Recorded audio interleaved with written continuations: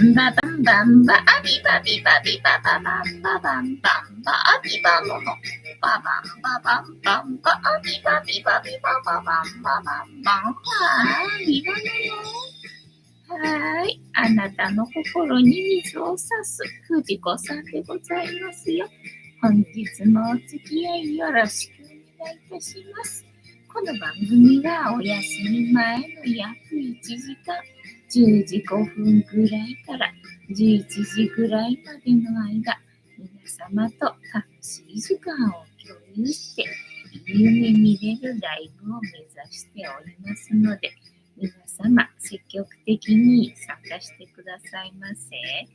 で、番組の前半はこのようににゃんこにカリカリとシーバを用意しておりますので、猫の姿がそこそこ楽しめると思いますので、猫目的で参加される方は、ぜひ番組の冒頭にスマホを握りしめ、パソコンの画面にかぶりつき、息も止めて、瞬きもせず、ご視聴いただくことをお勧めしておりますよ。そして、そのままくたばらないようにご注意くださいませ。ちゃんとチャンネル登録とグッドボタンを押して、スパチャを投げてからくたばるようにしてくださいね。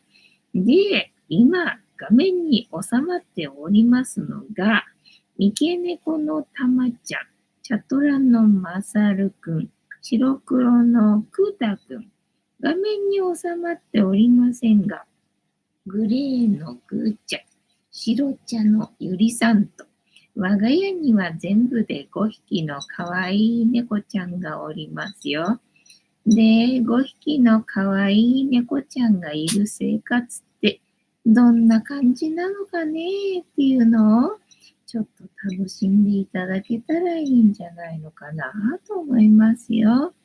で、猫のことをもうちょっと詳しく知りたいなと思われる方は、概要欄のところに猫紹介してありますので、そちらを読んでいただけたらいいんじゃないのかなと思いますよ。はい。で、同じく概要欄のところに Amazon のウィッシュリストのリンクが貼ってありますので、そちらからシーバをポチッとご購入いただければ、我が家に届く便利なシステムとなっておりますので、にゃんこにシーバあげようかなと思われる方は、そんな便利なシステムをご利用いただくことをお勧めしております。よろしくね。私、シーバが大好き大好きね。はい、食べたかな、ゆりたん、今日ね。今日はいっこちゃん。いっこすっきりしたかな。いっこだね。かわいいね。ゆりたんはいつもかわいいね。そしてヒーターの前の二人もいつもかわいいね。いい子だね。みんないい子だね。そしてまーちゃんも後ろから、はい。足な。はい。まーちゃんも絶望している。もう絶望している。ああ、もうやだ、捕まった。全然ここにいたい気分じゃないのに捕まった。もう絶望みたいな感じだな。かわいいね、まーちゃんね。いい子だもんね。朝起こしに行くんだよね。可愛かったな、まーちゃんな。まあ、いつもだけどさ、起こしに来るわけ。で、私の頭をね、掘るわけよね。ね、かわいいのな、まーちゃんな。はい。で、一日一個、猫に関してのお話もしませんので、これから皆様と一緒に乾杯しようと思いますので、お付き合いよろしくお願いいたします。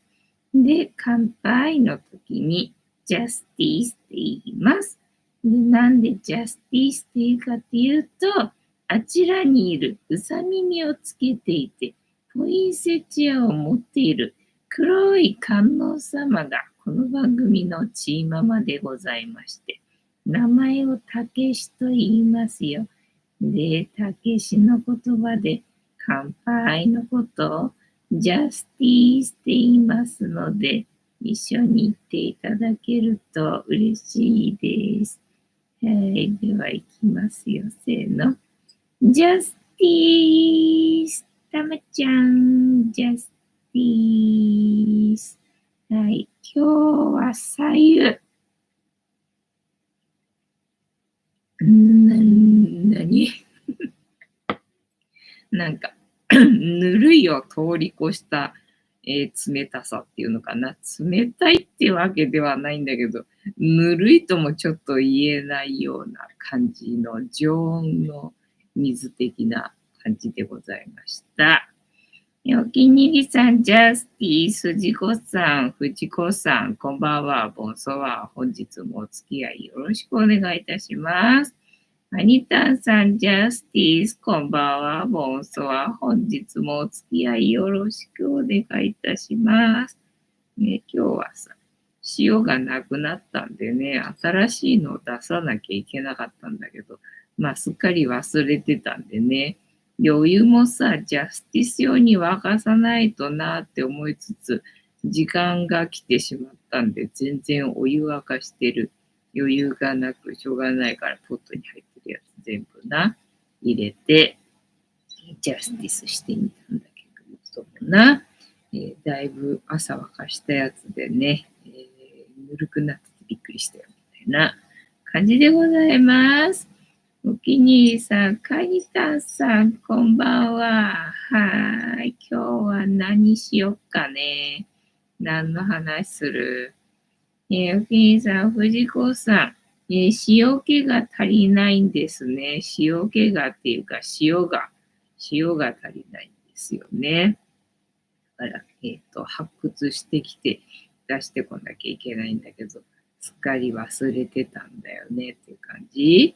今、一応、ぬか漬けね、今日昼にぬか漬けつけるときに、塩足しとこっかな、そろそろみたいな感じで、残り少ない塩、ちょっと足んないかもみたいな感じだったんだけど、それで使い切っちゃったんだよね。それきりだったわけよ。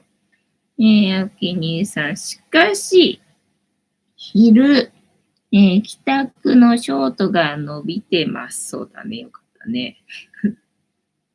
たまには再生してくれないと、ちょっと心が折れるんでね。よかったよって感じだな。でもその後のショートが全くだけどな。で、お気に入りさんね。指の匂いを嗅ぐショートも、意外と思ったよりは伸びたかね。で、今日は、天気はそういえばあれか、東京だけなんか天気割といい感じなのかね、なんか全国的にはさ、だってね、やっぱり鹿児島とかもね、雪とかって言って、なんか南国の鹿児島で雪とか言ってるから、鹿児島って南国なのいいな。そうなのって今日初めて知ったよって感じだったんだけど、でも雪なのになぜ東京では晴れてるみたいな感じだったんだよね。で、それを見てみたらさ、もうほんとね、私がこの前行った小松空港とかさ、あっちの北陸のあたりっていうの、日本海のあたり、もうそっち方面全部すごい、行きたくないみたいな。もうほんといかにも、うわ、寒そうみたいな感じのさ、なんだ、天気図っていうのになってんじゃん。で、まあ、こっち側のな、東京とか千葉のあたりとか、まあ、その辺はね、晴れてるみたいな感じになってるわけよね。あ、よかった。よかった。いかにも寒そうなところにいなくてよかったよ、みたいな感じでね、あ、そうなのかと思って。今なんだ、寒波が来てるとは言うけど、こういうことになってたんだっていうのが、まあ一目瞭然でさ、いや、こんな寒いところに行ったのか、そりゃ雪積もってるわけだって思ったよね。何なんだよ、君たちはな。と、おきにさん、そうそう、四国、四万十川も雪が降ってるんですね。マジで。マジですか。おきにさん、富山県は相当ですね。あ、そうなんだね。藤子さんが行ってる時じゃなくてよかった。そうなのよね。だからほら、天気が悪いからっていうのでさ、なんか遅延してたりとかしたじゃんか。で、なんか他の便だと、なんだっけ、欠航してるとかいうのもあったんでさ、いや、欠航とかされたら私どうしていいかわかんないもんなと思って。だからね、欠航しないでとりあえず飛んでくれてね。で、無事帰ることができてよかったよって思ったんだけどさ、ね、そういうこともあるわけだからさ、なんだろう、一応ギリギリっていうのかね、またやっぱりそれも守られてたんだろうね、みたいな感じだよな。おきにさん、天玉さんも帰宅困難状態かもしれないです。そんなすごいことになってんの？四国のあたり、高知のあたり、高知じゃない、高松か。高松のあたり、そうなんだね。で、高松、高知、徳島、愛媛だったっけ？あれ4つだったっけ？もっとあった？ 6 個ぐらいあった。なんか4つ。四国だから4つだよね。合ってるか。覚えたね。すごいね。ほら、全然知らないから自分の行動範囲ぐらいのことしかわかんなかったからな。飛行機乗るようになったおかげで、自分が行くようになったおかげでな。まあ、キンパスもあるか。ねで、自分が遠くまで行くようになったおかげで、だいぶ日本地図が頭の中に入ってくるようになってな。もうすぐ50だっつうのにさ。よかったよね。もう自分の周りしか知らない、東京都しか知らないで死ぬようじゃなくてよかったよ。と、キニーさん、でも藤子さんが困っちゃっている表情になぜかズキュンとくる視聴者さんは多いかと思われますよ。いや、困るのはいい。困らないから私。困らないので私。ね。失敗しないので私。な。感じかな。いや、しょっちゅう困ってるよな。しょっちゅう字が出て困ったりとかしてるけどな。カニタンさん、お気に入りさん、こんばんは。で、だいぶ時差がありますね。どこに行ってるのかな。キニさん、雪で困っている動画もかなり良いかと。絶対嫌だ。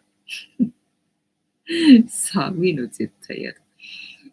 カニタンさん、今日は寒いですね。本当あ、そうなんだ。寒いんだね。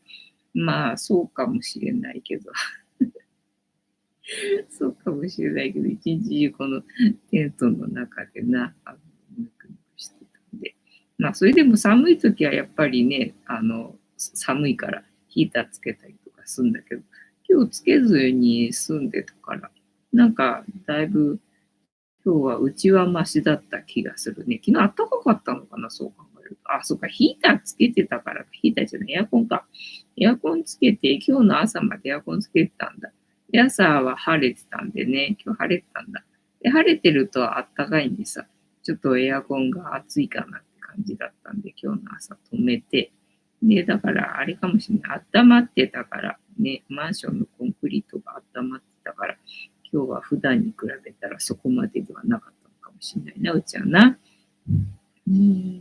と、議員さん、藤子さん、山崎ショップでアイスを食べようと思って、冷凍庫を見たら、カニタンさん、ほんと寒いですね。マイナス4度でして、あ、そうなの？今日そんな寒いんだ。かわいいな、相変わらずな。そういえば今日はクータがさ、まだやっぱりかゆがってんでね。どうも改善される気配がないので、もうどうしたもんかなと思って、しょうがない、絶対嫌がるだろうなと思って今までやってこなかった、お酢をクータにぶっかけて、また嫌われんだろうなって思いながら、ね、なんとかこれで良くなってくれないだろうかと思って、もう最終手段だと思って今日はクータにお酢ぶっかけてでもまあ、なんとか大丈夫っぽいな、今のところな。これをね、何回も続けてやったら完全に嫌われるんだろうけどなっていう感じだよな。良くなってくれるといいんだけどな。キニーさん。井村屋のあずきバーというのがありました。山崎ショップ。山崎ショップでアイスを食べようと思って冷凍庫を見たら、アイスを食べようと思うんだね。井村屋のあずきバーというのがありました。クーター逃げて、スクーター。本当だ。スクーターだね。本当だね。ただまあ、弾いちゃったかな。多分ね、ぶっかけたけど、多分クーター自身にはそんなかかってないかなっていう感じね。この、床に散らかった。床が吸ったかなみたいな感じなんだけどね。で、ほら、お酢もさ、高いね、美味しいお酢をさ、使っていくからさ、あんまり無駄にしたくなかったんでな。でも、あんまりかゆがってるのもかわいそうで。これで効くんであればと思ってさ。で、ね、どうか聞いてくれと思ってかけてやったんだけど。どうだろうな。明日ピタッと止まっててくれたらいいけどな。そう今日はまたぐーちゃんがね、朝から、血尿のね、なんか発作だったっぽくて、なんか泣き方がおかしいなって思ったんだよね。で、何回も何回もトイレ入ってくからおかしいなっていう感じではあったんだけど、ただいつもみたいにさ、血尿をさ、部屋中に撒き散らして歩くってことはなくて、ちゃんとトイレでしてくれてたみたいなんだよね。だからしばらく気づかなくて、何回も何回もトイレ入ってからおかしいなと思って、様子見てたらね、ちゃんとトイレの中に血尿がしてくれてて、周りは汚さないで言ってくれて、いやーね、もうほんといい子。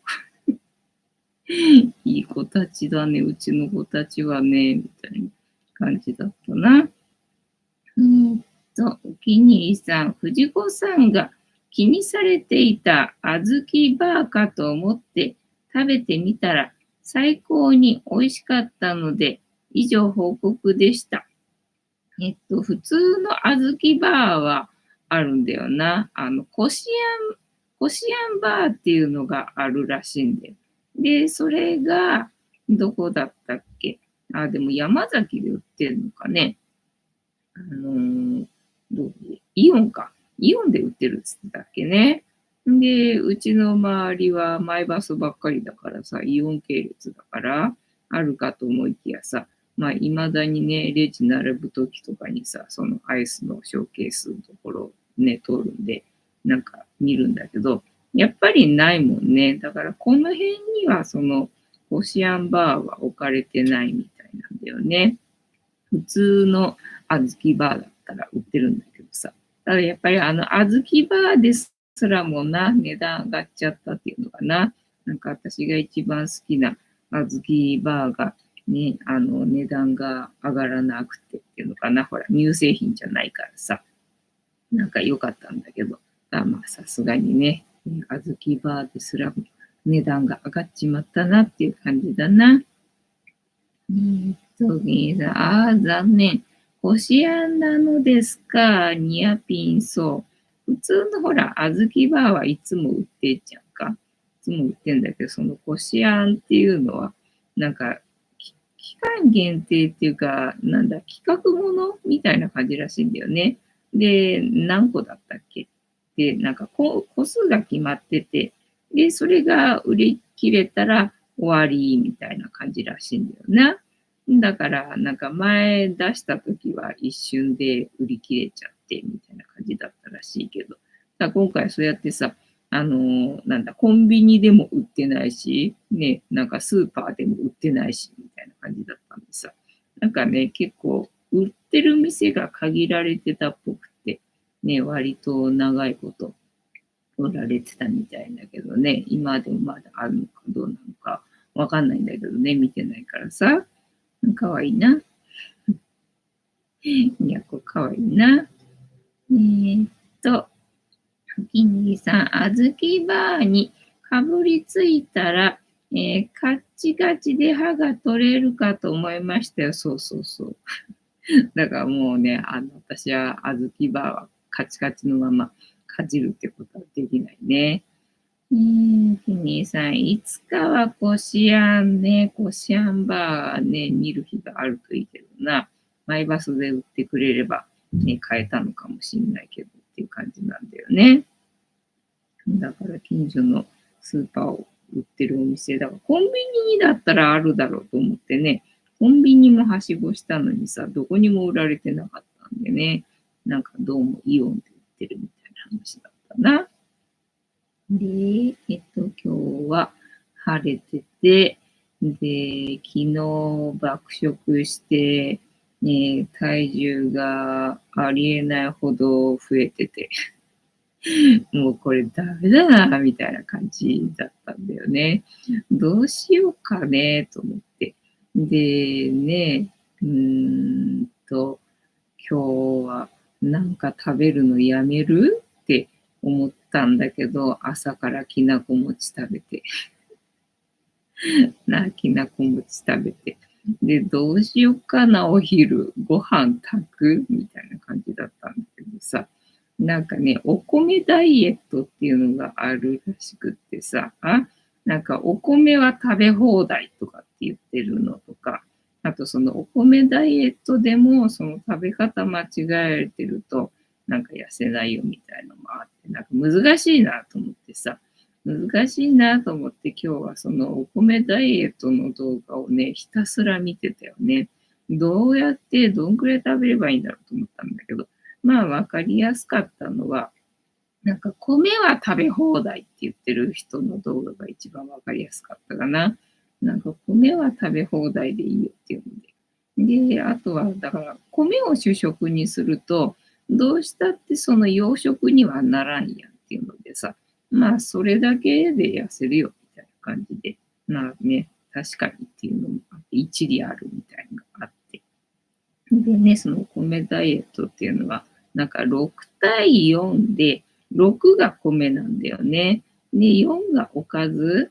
で、ご飯と味噌汁のセットが、まあ、効果がね、あるらしいんだね。だから味噌汁も飲んだ方がいいらしいんだよね。だから結構そのお米ダイエットしてるよって人の動画を見てたんだけど、だからね、結構みんな味噌汁は手抜きして飲んでないんだよね。あれと思って。結構なんだ、みんな味噌汁作らないんだね、みたいなね、感じだったよね。ご飯だけ、みたいな。まあ、あとはたまに、なんだ、インスタントの味噌汁にしてる人もいたけど、まあ、たまになら、今日は、なんだっけ、手抜きしてとかって言って、みんな手抜きして味噌汁作ってる。なんだよみたいな感じね。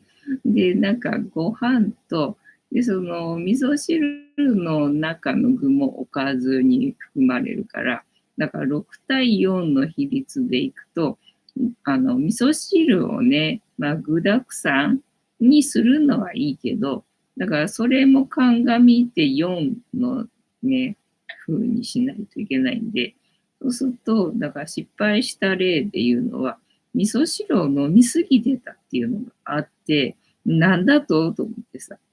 だからまさしく私がやってる食べ方は全部ね、失敗。ことごとく正しくない食べ方をしてんだよね。いや、そうかと思って。で、なんか最低1日2合ご飯は食べるもんらしいんだよね。で、3食。ただまあ3食つっても、朝ね、食べそびれて2食になっちゃうことも、まああるけど、みたいな感じだったったんだよね。で、私は朝きなこ餅食べるのは、それご飯に入るのかな。でもあれダメか、味噌汁飲んでないからな。ご飯には入んねえのか、みたいな感じだな。だからまあ、お昼にいちごを炊いて、夜いちごを炊いて、それ食べちゃえばいいのかと思ってさ。なんかみんなご飯測って、で、今日は何グラムだったので、なんか2.5合分食べました、みたいな感じで。グラム数でわかんだ、みたいなね、感じでね。すげえなって。結構みんな、ね、ちゃんと自炊してるんだねって思ってね、すごいなと思いましたね。金さん、爆食するんですね。いいと思います。6対4で、だからね、味噌汁の具も4になると、おかず食べれないんだよね、結局ね。だから、ご飯とじゃあね、その具沢山の味噌汁で飲みすぎないように、ご飯よりも味噌汁が多くならないように、食べりゃいいってことかってさ。で、ほら、うちはぬか漬け始めちゃったからさ、ぬか漬けもおかずとして食べようとすると、もうそれだけだなと思って。まあ、あとおかずいらないんだなと思ってな。だから今日夕飯どうしようかなと思って。で、味噌汁はいるって話だったからさ、お昼にご飯炊いて、で、味噌汁と、ただご飯の量がその時はさ、どんくらい食べていいもんなのかわかんなかったんで、まあ、いつも通り1合だけ炊いて、で、半分ずつね、半分は夕飯で、半分はお昼でっていう感じで食べたんだけど、1日2合っていうことは、鍋にいっぱいね、いつも1合ね、炊くんだけど、それを1食で食べちゃえばいいってことかと思ってさ、ね、だから次から、ね、全部食べることにして、で、まあ、味噌汁は半分ずつで、昼夜と飲めばいいのかな、みたいな感じでね、明日からやろうかな、どうしようかな、みたいなところだよ。議員さん、大食いチャンネルのしのまるんくんは、い一升かな、食べてますが、見応えあります。藤子さんも絶食からの爆食動画をぜひ。お気にさん、失敗は成功のもとだからどんまいです。カニタンさん、今日は豚汁でした。ご飯に合うね。だから、具沢山の味噌汁をおかずっていうことにして、やっぱりほら、あったかいスープが、体の中に入ると、それで、なんだっけ、いいらしい。とにかく私は味噌汁がいるんだな、あったかいスープがいるんだな、よかったよ、みたいなね、感じだ、しか覚えてない。やっぱりね、汁物で体を温めるっていうことは必要らしいんだね。と、豚汁ね、そう、ご飯の、だからおかずになるようなね、味噌汁作ればいいっちゅうことだなと思ってさ。ひいさん、豚汁はそれだけで栄養満点。カニタンさん、そうそう、具だくさん。お気に入りさん、米とイクラで食べ放題とかしたい。もしくは、米と卵かけご飯食べ放題とか。ぬか漬け山盛りプラスご飯山盛りでもいいですね。だからね、ご飯の量がね、少ないんだよね。もっと倍ご飯の量を食べないといけなくて、で、おかずの量が多いんだよ。で、ほら、今までご飯をさ、かさ増しして、で、お腹をいっぱいにして、満足感を得ようと思ってたんだけど、それはダメなんだって。汁物で溶いてはダメらしいんだよ。とにかくその、ご飯を咀嚼する必要があって、だから汁物でサラサラっと流してしまうと、咀嚼しないからダメらしいんだよね。そのご飯を噛むっていうのが必要らしくって。でね、早く食べるのがダメって、時間をかけて食べるっていうことで、で、お寿司が、まあ、とにかく早く食べちゃうから、ご飯の食べ方としても、あんまり良くないっていう例で、お寿司、あとは酢飯。酢飯がね、なんか結構すぐね、パクパク食べちゃうから、なんかね、あんまり噛まないで食べちゃう、お寿司は。からあんまり良くないっていうのと、あと、お茶漬けとかね、お茶漬けもダメだっつったね。サラサラってね、飲んじゃうのはダメだって言ってたね。で、あとは、まあ、牛丼とかそういう丼物、おかずとご飯が一緒になっちゃってるっていうのは、だからカレーを食べるにしても、ご飯とカレーで別でよそって、で、カレーを食べてご飯を食べてみたいにすると、倍時間がかかるじゃない。だからカレーとご飯を一すくいにして食べると、もう一すくいでいっちゃうから、それをカレー、ご飯でいくと、二すくいで時間がかかるから、時間をかけることが必要らしいんだよね。で、カレー別か、それはめんどくさい。カレーはちょっとなとかと思って。だからまあ牛丼とか、もうだから丼にしないで、別にして、こう、掴んで食べて、ね、掴んで食べてって、その、ね、2倍時間がかかる、そういう、なんだ、工夫がいるっつったかな。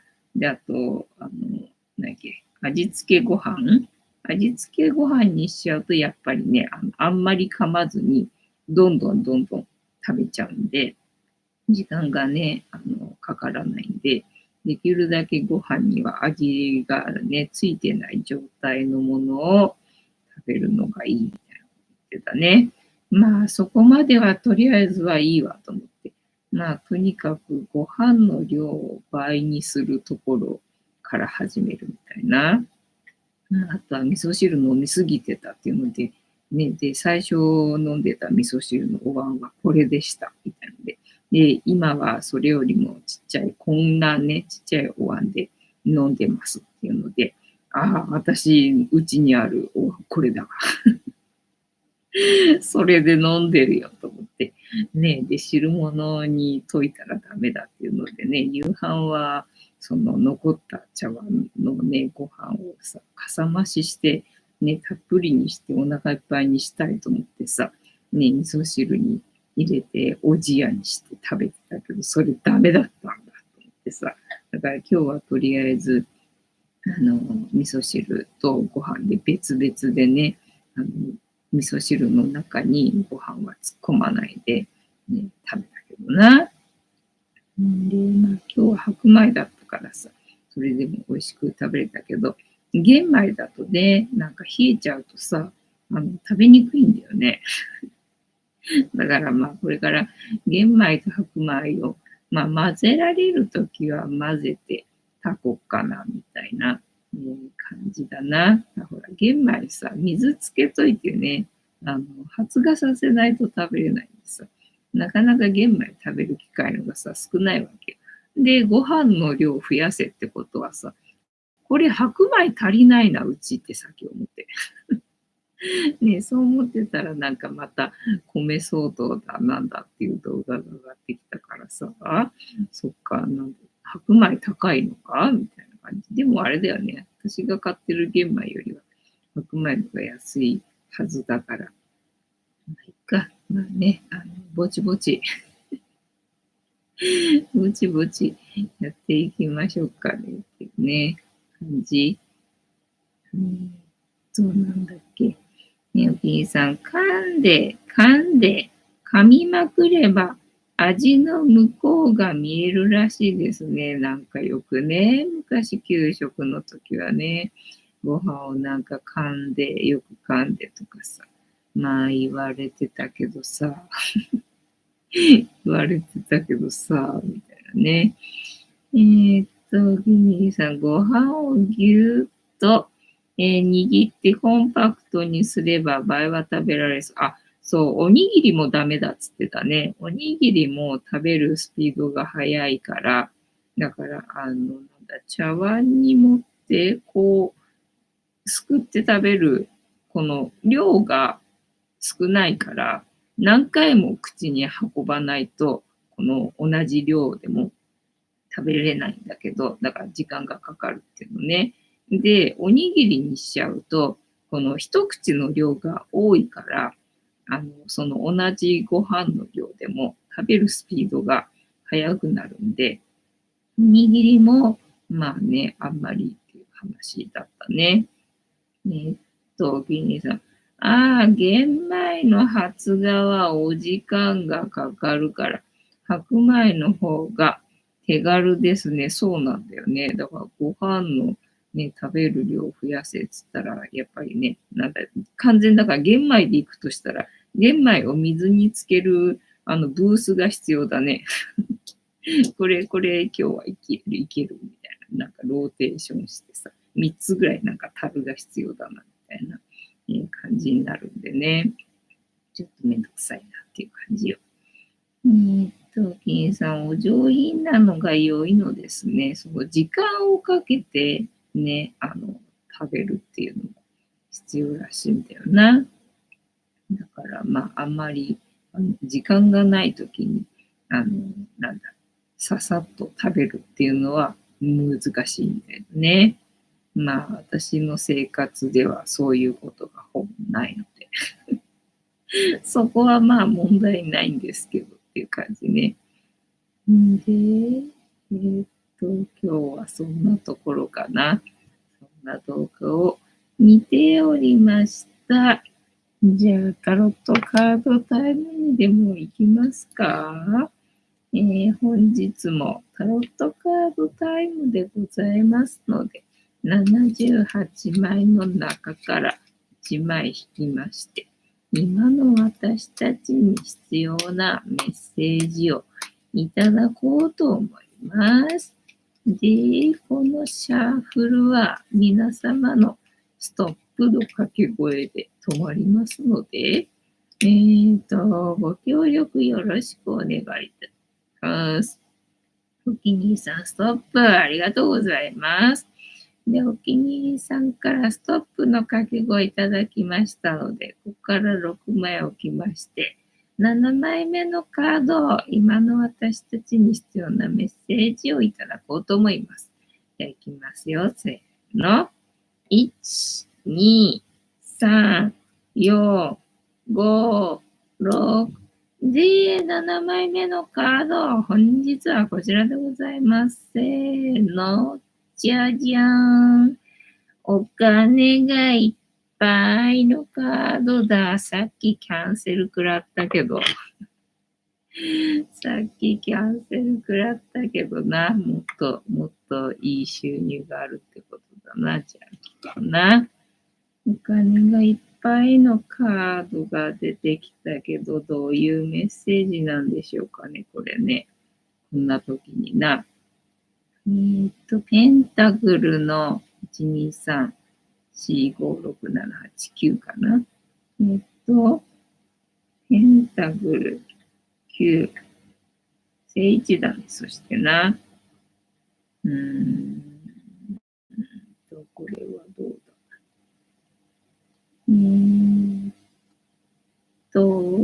ペンタクル9の意味。ペンタクルはお金や仕事、豊かさ。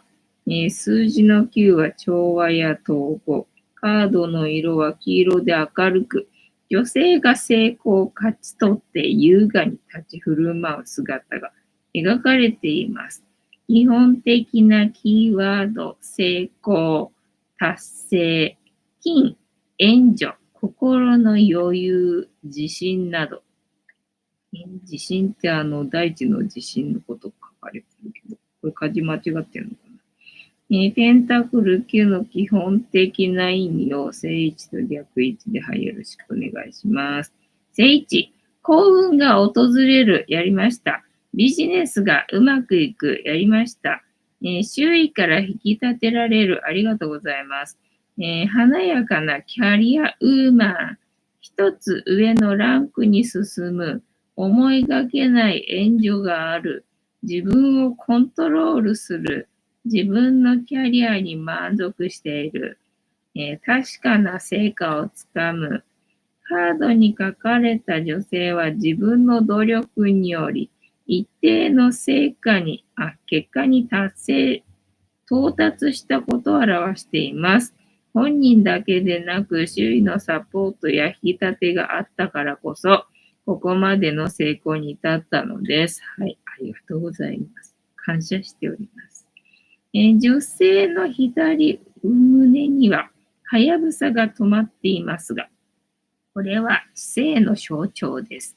本人の知性と努力で掴み取った成功を意味しています。で、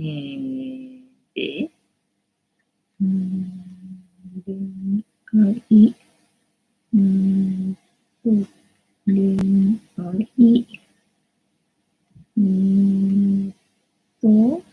まとめ。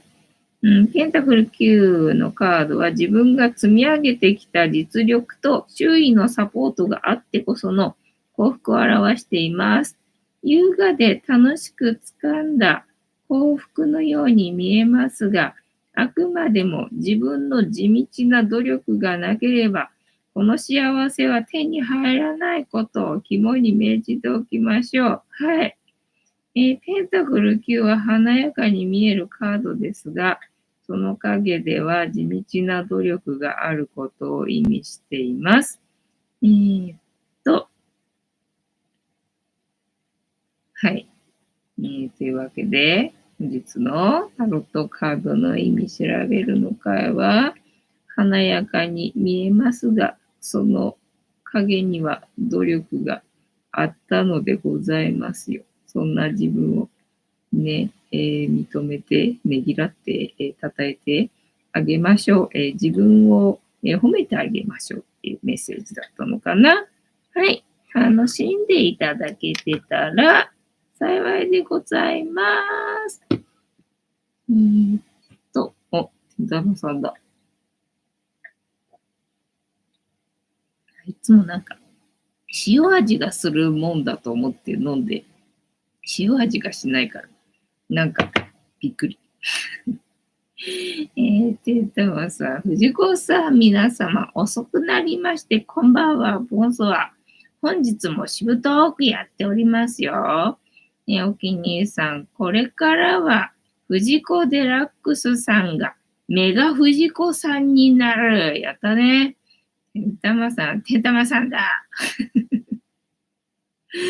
お気に入りさん、てんたまさん、こんばんは。降雪ですね。あ、そうなんだね。てんたまさん、お気に入りさん、こんばんは。雪の日はどうなの？キャンプってやるもんなの？キャンプやる人は別に天気関係なく、いつでもやるもんなのかね。雪だからこそ好んでやったりとかするのかね。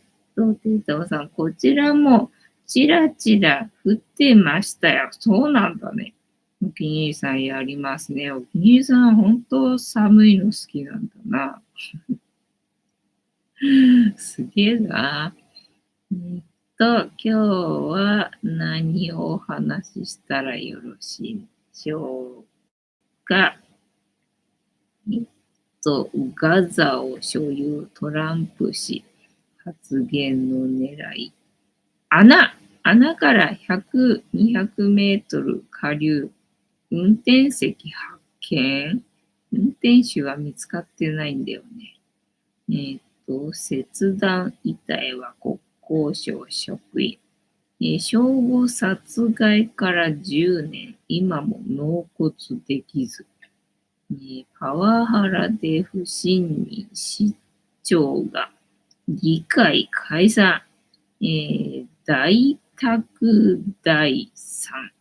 違法カジノ関与。風呂以外もヒートショック注意。風呂って言えばね、マコモ風呂にクータ入れたいと思ったんだけどさ。マコモ風呂ってね、なんかマコモ風呂の元があるらしいんだけどさ、なんかそれが高いみたいだよね。なんかこんな1リットルぐらいのパックっていうのかな、なのかな、わかんないけど。で、なんか7700円とか言って、で、それを浴槽に入れるらしいんだよね。で、ね、なんかだから、ゴム風呂、水変えてませんって言ってる人は、この7700円を回収したくて多分ね、変えてないって言ってるだけだと思うっていう動画があって、まあ確かにみたいなな。なんかね、マコモ風呂は知ってたわけ、私。で、マコモ風呂がまさかこんなね、有名になるとは思いもせず。なんでマコモ風呂がこんなバズってんのと思ったら、なんかね、うちのお風呂の水変えてませんっていうのが、どうもなんかさ、炎上したらしいじゃんか。そんなことがあったんかと思ったんだけど、で、しかもね、そのマコモ風呂の言うの、元があるっていうのを初めて知ったんです。あ、そんなんあったんかと思って、自分で作るわけじゃないんだと思ってさ、それでね、入れるんだ、やるんだと思ってさ。ね、で、そう、だから元祖もマコモ風呂のさ、ホテルだか、なんか宿泊施設があるんだよね。で、そこにみんなね、お湯変えてないマコモ風呂に入るんだけどさ、なんかそれ、どうだろう、ってちょっと私もちょっととかってね、なんかってなってるところあったんだけどさ、ね、それがどうやらね、がネタになってたっぽくて。でね、そのマコモ風呂にさ、ちょっとクータ入れたい。クータ入れたいなって思ったんだけど、7700円すんだ。な。それ一回で流しちゃうのな、みたいのがあってな。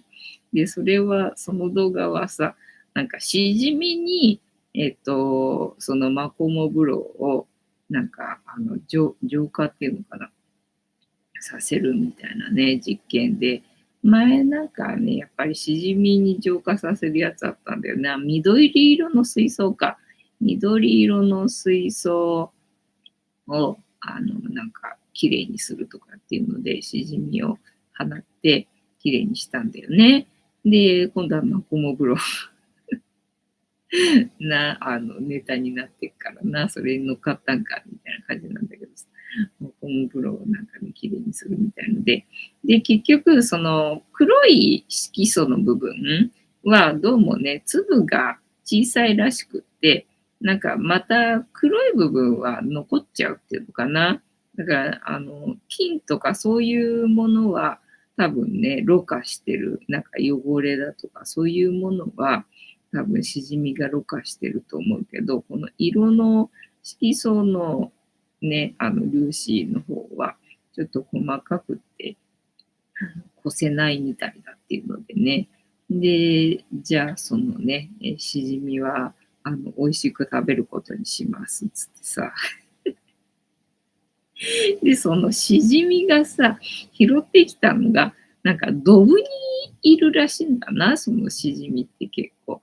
で、そのドブから拾ってきたしじみを撒いたわけよね。で、それをさ、食べんのかいみたいなさ。普通にただしじみさ、ね、家族の赤をね、こしたしじみかと思うとちょっと食べる気失せちゃうか。それでも失せると思うけどさ、普通にただドブから拾ってきたしじみさ、なんか茹でてね、で、食べるんだけどさ、ドブ臭いっつって、で、ドブ臭いって言って、で、なんか頑張ってまだ食べようとするんだけど、いや、これはちょっと無理だって言ってね、さすがになんか限界だったみたい。前にもね、その人ではないんだけど、まあその人のお友達なのかなんかわかんないけど、なんか魚のチャンネルがあるんだよね。その人はまあしじみ、しじみでいろんなの浄化してるチャンネルなんだけどさ、なんか魚いろんなところでね、道頓堀で魚釣りとかしてさ、それ食べたりとかしてるチャンネルがあって、でそれ見てたんだけどさ、やっぱりね、道頓堀の魚はね、なんかね、臭いんだって。臭くてなんかもう、えずぎながら、なんかね、食べきってたよね。いや、そこまできついんかいっていう感じだったけどさ、なんかしじみダメだったみたいだね。ちょっとこれは食べれないっていうので、断念しておりましたな。そんなチャンネルがね、時々上がってくるんで、見てますよっていう感じ。ーっと、なんだっけ、お気に入りさん、藤子さんがお眠。テンタオさん、キャンプ日和ではありますね。そうなの、雪ってキャンプ日和なんだ。知らんかった。お気に入りさん、テンタマさん、雪が降る。早沢。テンタマさん、焚き火が気持ちいい。お気に入りさん、桜の花びらと同じで、秒速、桜の花びらが落ちる速度と、雪の落ちる速度、一緒なの？なんか雪のが速そうな感じがするのにな。えーっと、てだまさん、スノーピークの焚き火台が欲しい。お気に入りさん、5センチですよね。てんたまさん、ほうほう。お気に入りさん、スノーピークは高価ですよね。お気に入りさん、マコモだけお気に入りさん、藤子さん、猫ちゃんを語るときの笑顔が良い。てんたまさん、楽天でマコモの湯の素5回分で12,000円しますぞ。あ、そうなんだ。じゃあ7,700円なんか全然安いんだ。全然安いんだ。カニタンさんびっくり。てんたまさん25回分でした。あ、そうなんだ。じゃあもう本当こういうパックのね、なんかふりかけみたいなやつなのかな。25回分。25回分でも1回分いくらなんだろう。計算できないけど。お気に入りさん、道頓堀の魚は化学物質も染みてそう。ね。そうなんで。で、なんだっけな、道頓堀の川の、なんか、源流の方に行ったんだっけな。で、そうすると、なんか、あれがいる、これがいるっつって、なんか、はしゃいで。で、なんかね、それは美味しく食べれたみたいなんだよね。ただやっぱり道頓堀のはなんかね、絵好きながら食べてたな。なんかすげえ頑張って食べてたなって感じでさ。いや、そんなところにね、魚生きてられるところもすごいしさ、その魚は、ね、なんかその水まずいとかさ、なんかきついとか思わないんだろうね、そこにいるってことはね、と思ってさ。その魚がすげえな、そこに住んでる魚がすげえなって、なんか見ながら思ったけどね。道頓堀で釣りをしようと思ったところもすげえなって思うけどさ。で、許可取ってな、ちゃんとな、許可っていうか、確認したんだね。道頓堀で釣りしてもいいですかって確認したら、なんか、禁止はされてないですよって話だったんで、なんかしていいらしいっていう話で。ただ、あんまり人がいるところだと、迷惑だから、人が少ないところで、やりますっつって釣ってて、釣れんだみたいな感じでさ、それ食べんだっていうのがね、ちょっと衝撃でした。芸人さん、田舎の綺麗な小川であれば、ザリガニも食べれそう。あ、そっか、そうだね。そうかもしれないよね。ロブスターのちっちゃいやつみたいな感じなんだろう？違うかな知らんけど。というわけで、本日も竹縄ではございますが、いいお時間になってまいりましたので、そろそろお開きにさせていただきまして、この言葉をみんなで一緒に3回言いますので、お付き合いよろしくお願いいたします。みんなの波動が上がれば世界の波動も上がる。地球のために言うぞ。はーい。アファメーションタイム。では、いきますよ。せーの。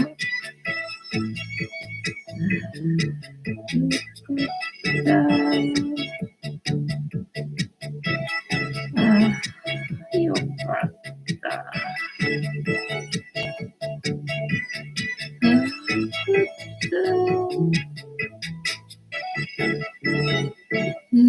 ね場所によっては何か怖いものが釣れちゃったりしてね。さ、道頓堀の水質もだいぶ綺麗になりましたね。そうなんだね。滑り込みスライディングセーフでよかった。兄さん、今日はたくさん会話ができてよかった。はあ。というわけで、本日もお付き合いありがとうございました。次回も見てくれるかな？はあ。いいとも。じゃんけんぽい。はい。ではでは、夢見てね。おやすみなさい。バイなら。